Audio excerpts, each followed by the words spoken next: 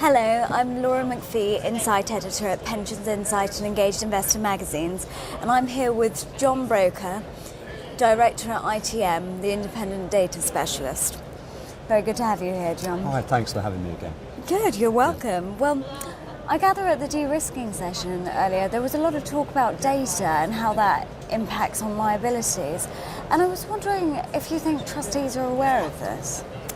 I think it was a very good session. I think what they were doing at the session earlier was making the link between the liabilities and the impact on funding. And particularly if you're going to do a buyout, a longevity swap, a buy-in even.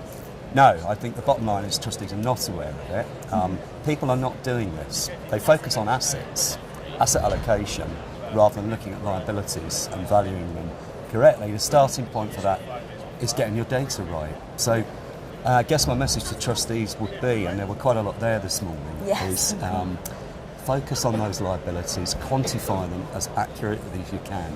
It's just as effective, if not more so, than just focusing on assets.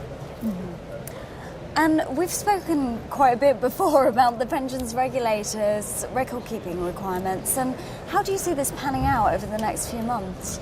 That's a good question. I mean, I think the first thing to say is that we had the recent survey from the regulator, which was really disappointing, gloomy news for all. Trustees are not taking up perhaps as much as they could do with this. So I think what we need is the regulator to take a much tougher approach, and I think they will. I think what we're going to see coming shortly will be an announcement from the regulator of some sort, which tightens up that record keeping, particularly around conditional data. Oh yes. So for trustees out there, that's what you need to focus on to get your liabilities right. So actually this is a great initiative from the regulator, because it ultimately impacts that bottom line liability and funding issue. I think if we look forward into 2014 as well, we have in the public sector some new initiatives coming along. So we have the Public Service Pensions Act.